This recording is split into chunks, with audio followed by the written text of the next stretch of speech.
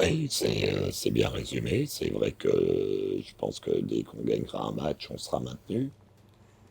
Ce qui ne veut pas dire qu'aujourd'hui, avec 12 victoires, on ne l'est pas.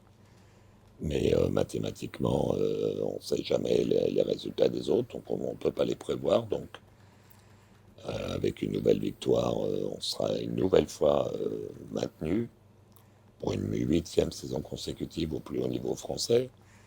Quant à Gravelines, même si on s'en occupe pas spécialement, c'est vrai qu'une défaite, je vais pas dire que ça les condamnerait au play-off, mais ça leur rendrait la tâche plus difficile. Donc le match est important, mais je dirais comme tous les matchs. Et c'est pas parce que c'est un derby, c'est pas parce que c'est Gravelines, c'est parce qu'on a envie d'aller chercher le maintien le plus vite possible.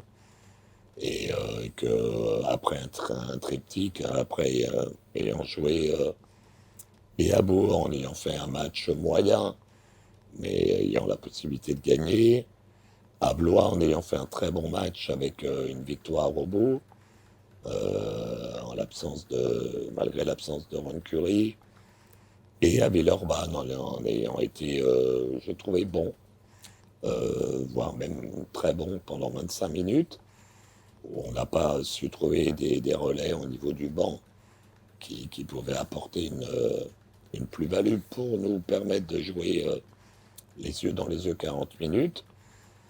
Voilà, on retrouve le chaudron pour 2 matchs consécutifs, Gravelines et Fos. L'idéal, c'est évidemment d'en prendre un des deux. Euh, la perfection serait de gagner les deux. Et pour nous rendre une fin de saison d'abord plus sereine et peut-être avec un poil d'ambition. Mais aujourd'hui, la seule ambition qu'on doit avoir, c'est de gagner le plus rapidement un match et, et d'avoir notre maintien en Betclic Elite.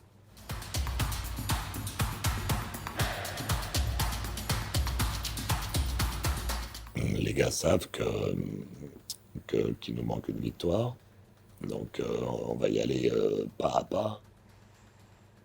Mon état d'esprit, il a toujours été le même, c'est de gagner le maximum de matchs. Et les gens me connaissent bien, ils savent bien que dès qu'on aura gagné une victoire, eh ben, j'attendrai qu'on en gagne une deuxième pour finir le plus haut possible dans ce classement. Et puis, non, là, on est dans une période qui est intéressante parce qu'on a des matchs, certes pas faciles, mais pas, pas injouables, comme si c'était Monaco ou Villeurbanne, même si on a vu Monaco qui a perdu, qui vient de perdre contre Strasbourg. Bon, mais c'est un peu nos playoffs à nous, ces 5 derniers matchs. Ça veut dire que en faisant des résultats très moyens, on peut se mettre la pression jusqu'à la fin. Et ça peut être compliqué parce que rien n'est acquis au moment où il faut parler. Mais si on fait des résultats exceptionnels, qui est possible, puisque je rappelle que l'année dernière, si ma mémoire est bonne, je crois qu'on avait gagné les 4 derniers matchs avant de perdre la dernière rencontre, comme dans les conditions que l'on sait tous, un peu particulières. Donc si on était capable de faire une grosse fin de saison, bah d'ailleurs, d'abord, ça nous mettrait un petit œil vers le dessus du championnat.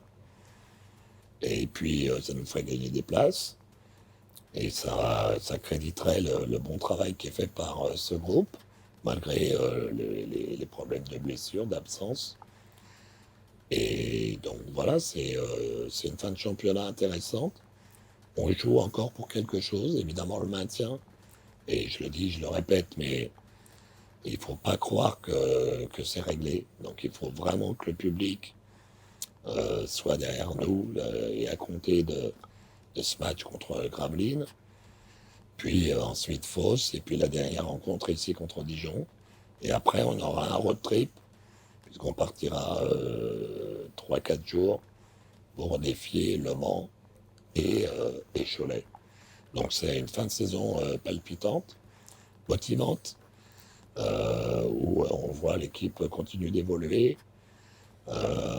nos joueurs et à nos jeunes spécialement de continuer de progresser, d'apporter une plus-value sur cette fin de saison qui va être intéressante.